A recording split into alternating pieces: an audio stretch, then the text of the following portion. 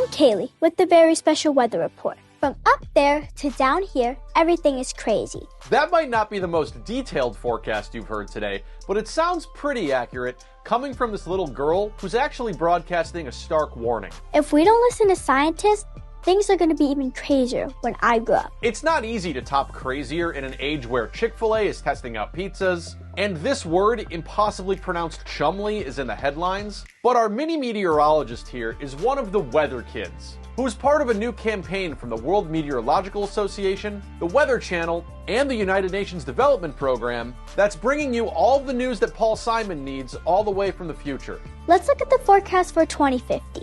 Heat waves will affect 94% of children, making playing outside a thing of the past. Extreme droughts will wipe out wheat crops, killing the one food my brother eats, bread. Disasters will cost taxpayers almost $6 trillion. My parents hate taxes. Now, in case it's not incredibly obvious, this little phony TV segment is about climate change.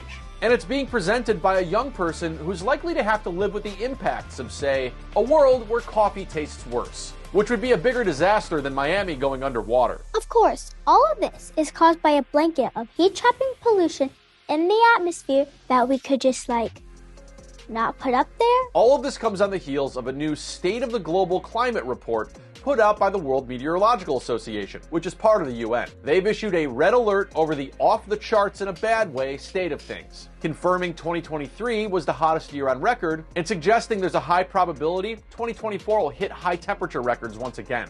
Here's the UN Secretary General. The impact of all these is stark, brutal, and accelerating with a deadly force. The report from the World Meteorological Organization details extreme weather around the world in 2023 and the trail of destruction left in its wake. Thousands killed, millions displaced, crops failing, and vast economic losses. The impact on sustainable development is devastating. But don't worry, there's still a chance of clear skies.